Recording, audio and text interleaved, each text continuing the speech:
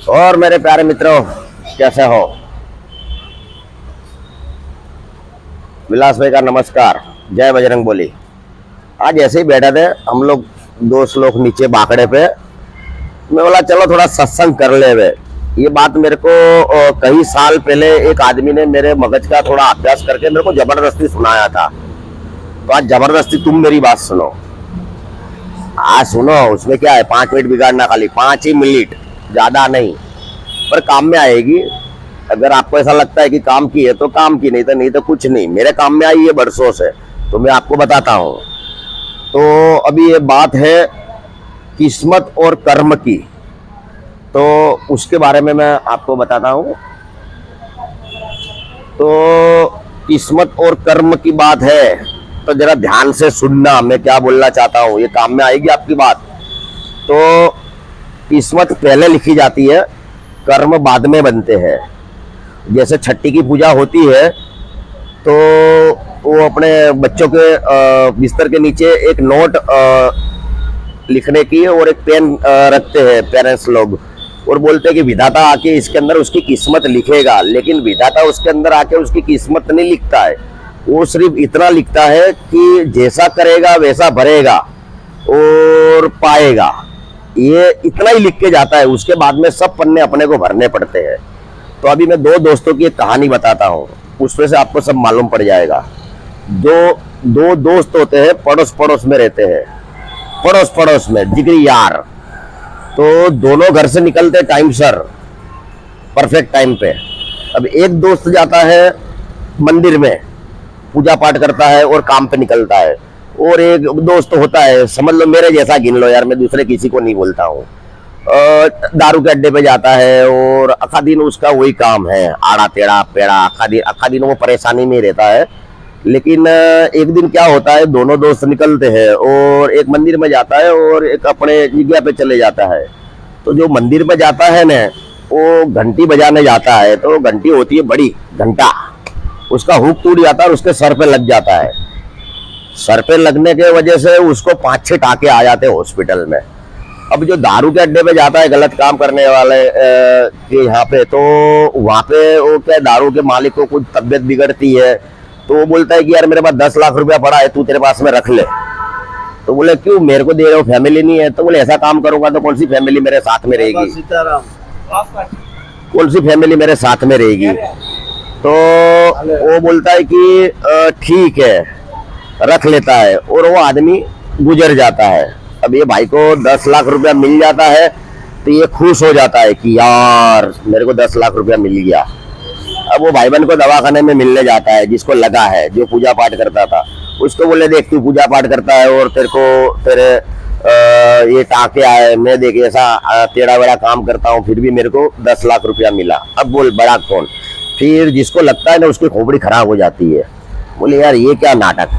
फिर वो जाता है वापिस भगवान के पास में, मंदिर में भगवान को रिक्वेस्ट करता है यूं त्यों।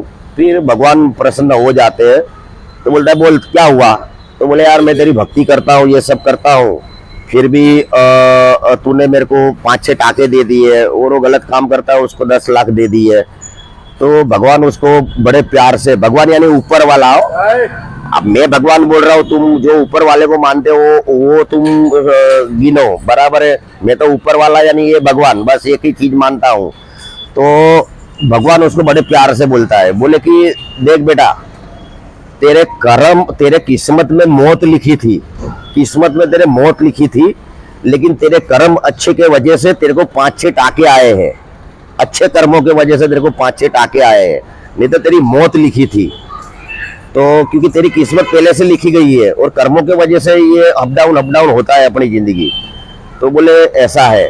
फिर तो बोले उसको 10 लाख तेरा, तो बोले उसके नसीब में 20 लाख रुपया था, उसकी किस्मत में वो टाइम पे 20 लाख रुपया था, 10 लाख रुपया नहीं था।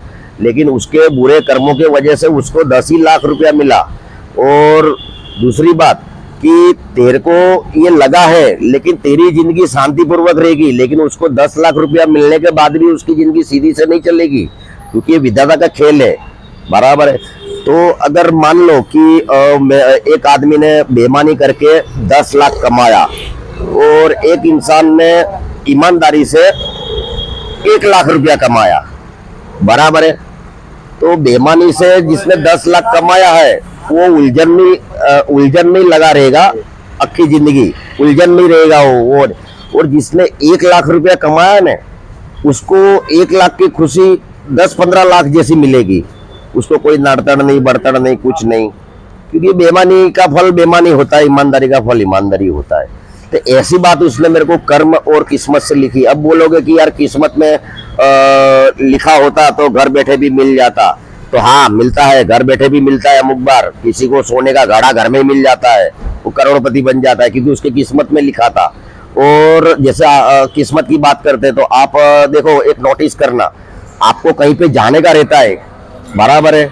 जैसे आपने सोच लिया मैं घूमने जा रहा हूँ कहीं पे भी, गोवा, तो पहले आपने किस्मत नक्की की गोवा की, और फिर जो रास्ते पे तुम गोवा जा रहे हो वो तुम कर्म कर रहे हो और गोवा पहुंच रहे हो। तो पहले बनी किस्मत, फिर बने कर्म। तो कर्म के ऊपर का खेल है। अब तुम्हारे को कैसा करना है, क्या करना है, वो आपकी मर्जी, बराबर है। वो मेरे हाथ में नहीं है, क्योंकि मैं आपको खाली बता रहा हूँ, आपकी सोच को नहीं बदल सकता हूँ। वो ना मेरे हाथ में है ना किसी के हाथ में, वो आपको ही समझ के करना है क्या करना है।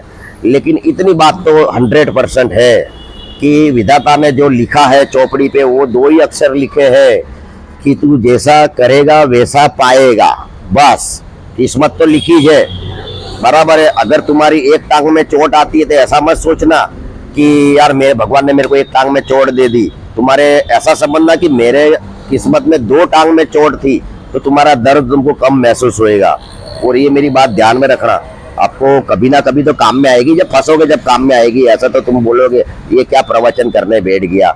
मेरे को प्रवचन का ऐसा शौक नहीं है, लेकिन मेरे को एक बार बहुत एक आदमी ने जबरदस्ती बिठा के बताई थी, क्योंकि मेरा माइंड उसने चेक कर लिया था कि ये हला थोड़ा टेढ़ा चलता है, थोड़ा सीधा चलता है। तो उसको एक बात बता दो, वो बात अभी तक मेरे मगज में है, बराबर है। तो आप भी ध्यान रखना। जय हिंद, जय भारत। ये वीडियो को मैं नहीं बोलूंगा लाइक करो, सब्सक्राइब करो, देखो, करना हो तो करो, नहीं करना हो तो कुछ नहीं, मेरे को ऐसी कोई चिंता नहीं है। पर ये वीडियो मैं ऐसे ही बना के डाल रहा हूँ। चलो धन्यवाद, जय हिंद, जय भारत, जय बजरंग बली।